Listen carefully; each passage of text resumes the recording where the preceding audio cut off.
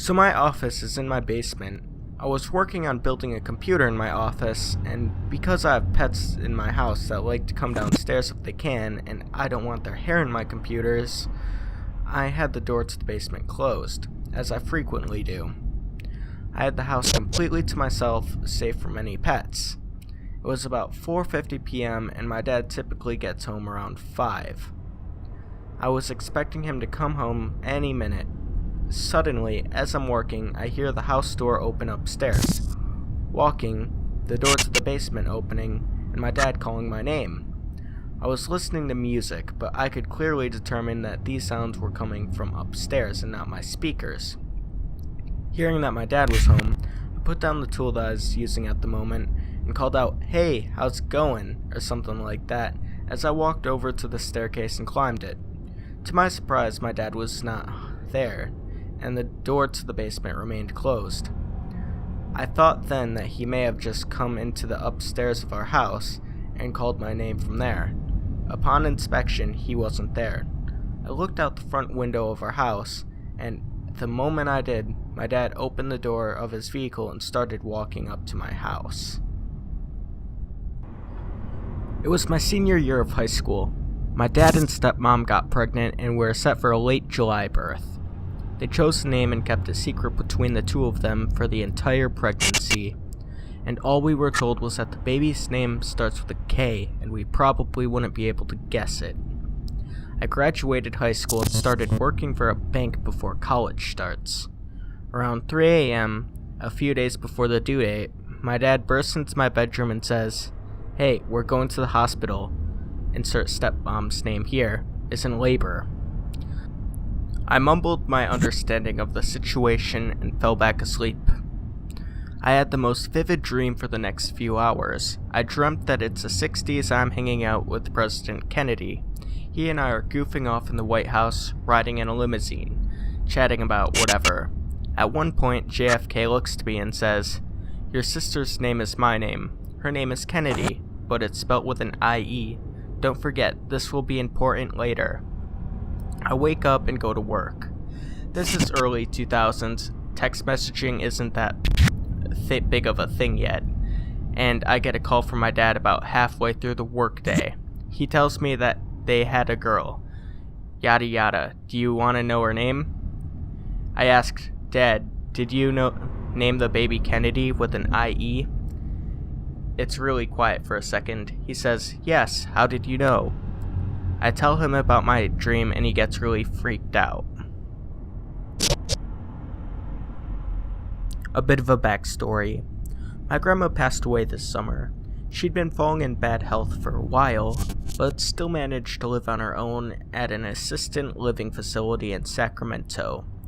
She was a lifetime smoker, and my grandma made her a one-of-a-kind case for Bic lighters. Real silver and turquoise stone at the bottom.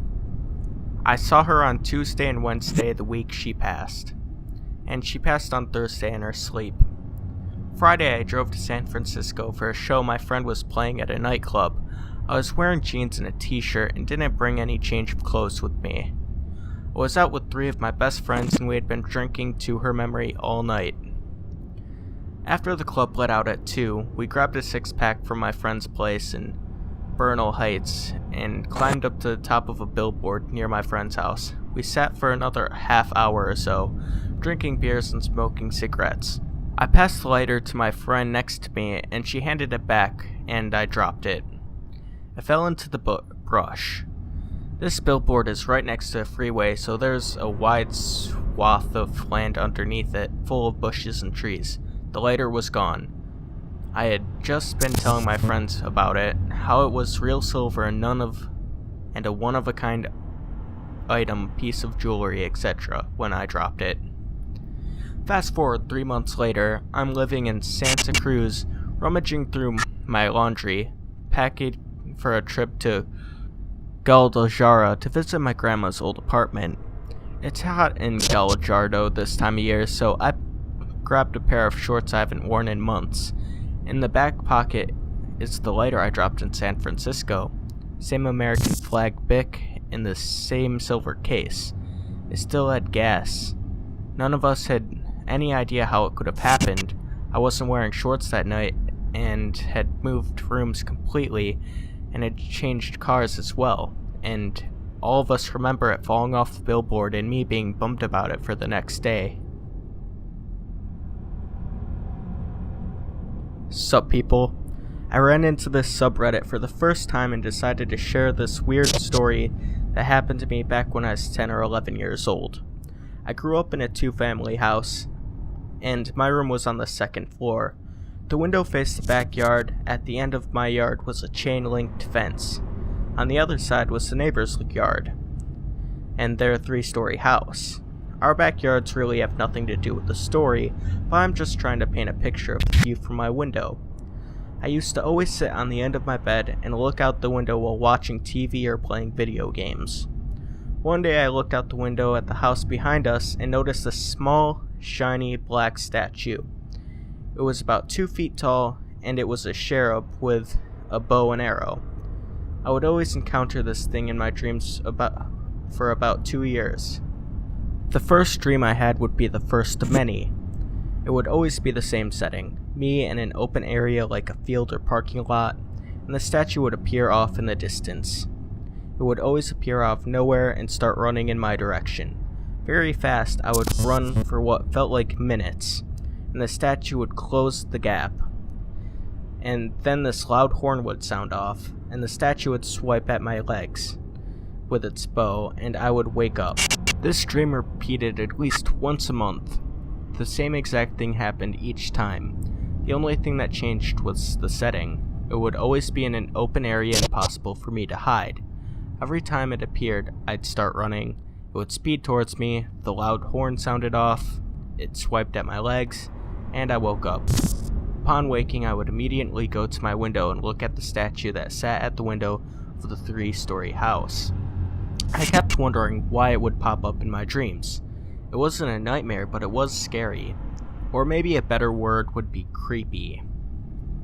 Why did it run really fast towards me, and where was that loud horn sound coming from? Also, why did it take a swipe whenever the horn sounded? These were questions I always asked myself. I started to try to not look out the window, but it was right in my line of sight. I would be watching TV or playing video games, and by habit I pulled back the curtain and glanced out the window right into the statue's face. I felt like me looking at it would bring on that dream, but it was probably in my head, because if that were the case, I would probably have the dream every day. About 2 years passed, and this recurring dream was starting to piss me off. I would psych myself up and swear that if I ran into the statue again, I wouldn't run. A while went by and without me having that dream, and for some reason I was starting to look forward to it. Even though it was just a dream, I wanted to see if I can change it by running. I don't know what I was thinking, and it was probably silly, but I wanted to know what was going on. Finally it happened. I was standing in a field of the high school in my town, and the statue appeared off in the distance at the end of the field. Next to us was a lake. The statue started speeding in my direction, and I stood there. It stopped in front of me, the horn sounds, and it takes the usual swipe at my legs with its bow. I jump back and continue looking at it. Before I could ask why it chases me, the horn sounded again, followed by a swipe at my legs. I punt the shit out of that statue, and it goes flying back. In the dreams, things are exaggerated sometimes, so when I say it went flying back, I mean really high and really far. It landed and laid there in the grass as I grabbed some chains and wrap it around the statue before tying it to a cinder block. I asked the statue why it chases me, but it didn't respond. Then I throw it into the lake. I wake up and look out my window, and the statue is no longer there. I sat there puzzled. I know it's just a coincidence, but it's something that's always stuck in my head.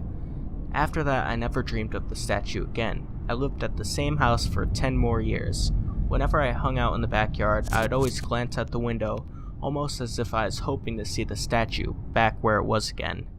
But it never appeared. After 25 years had passed, I no longer live at that house, but I still think about this coincidence.